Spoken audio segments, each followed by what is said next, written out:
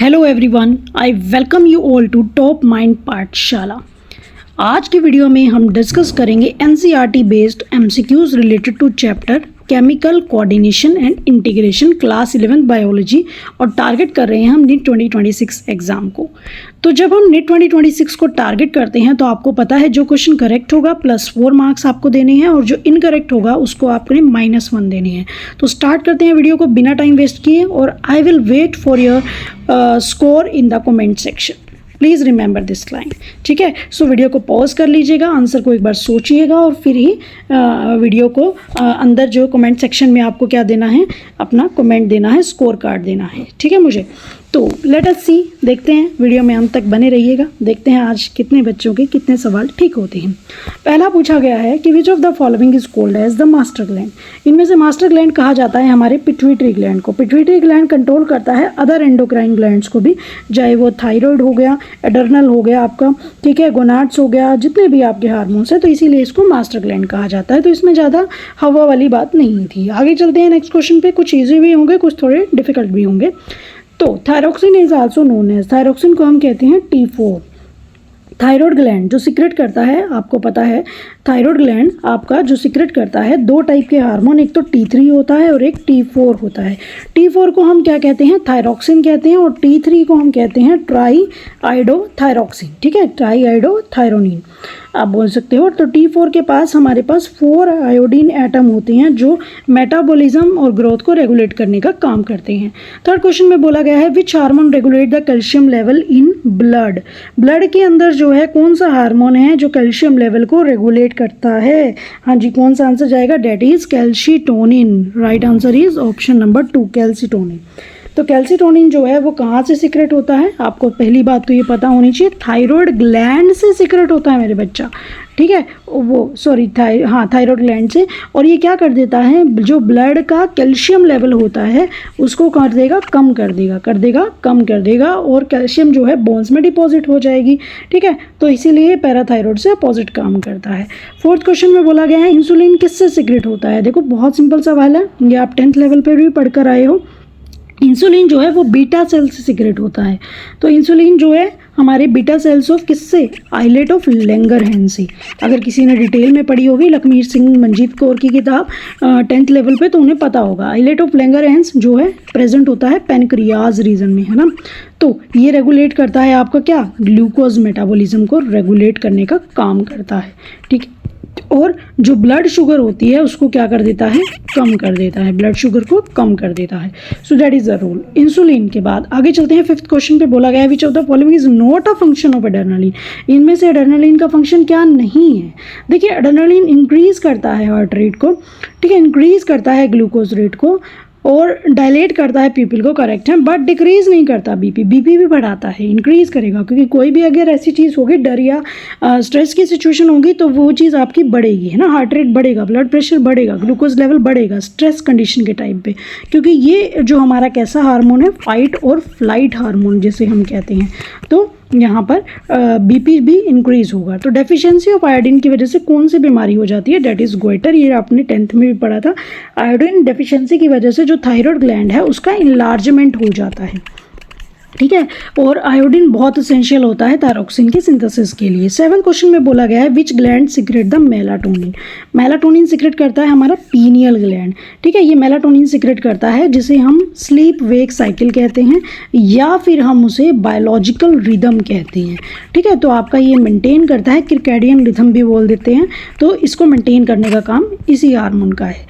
8th question में बोला गया है parathyroid hormone increase the level of. Obviously जब थायराइड कैल्शियम का लेवल कम करता है तो पैराथायराइड कैल्शियम का लेवल इंक्रीज कर देगा, है ना, ब्लड के अंदर, और ऑब्वियसली बोन रिजॉर्प्शन करवाएगा और कैल्शियम का रीअब्जॉर्प्शन करवाता है किडनी के अंदर।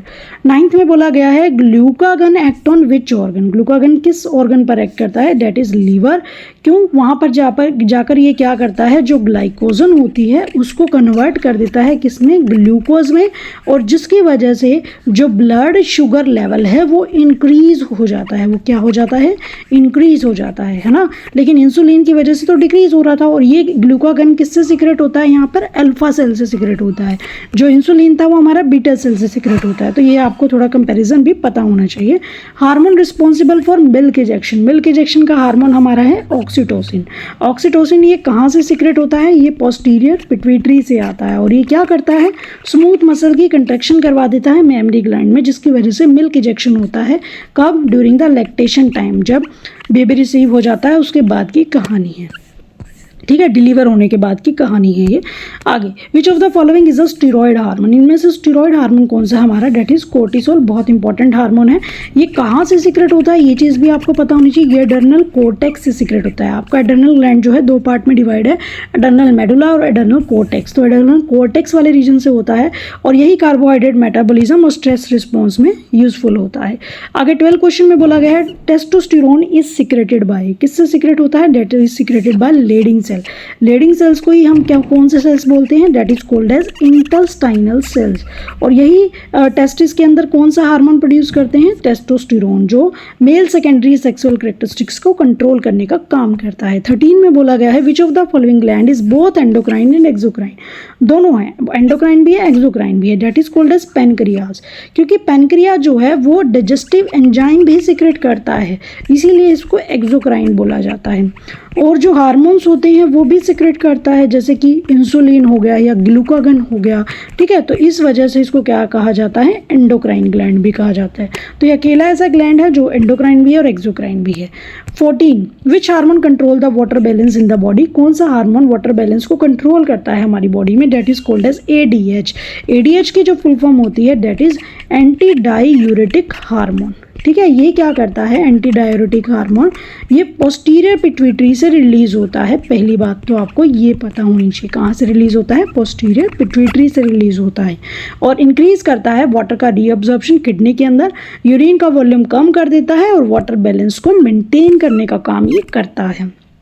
15 क्वेश्चन में बोला गया है कि थाइमस ग्लैंड सीक्रेट, क्या सीक्रेट करता है thymus gland, that is thymosin, जो कि आगे जो टी लिम्फोसाइट्स होते हैं बॉडी में उनको डिफ्रेंशिएट करने का काम करता है। और यही टी लिम्फोसाइट्स आपको पता है इम्यूनिटी के लिए रिस्पॉन्सिबल होते हैं, आपकी बॉडी का इम्यून सिस्टम यही बनाते हैं।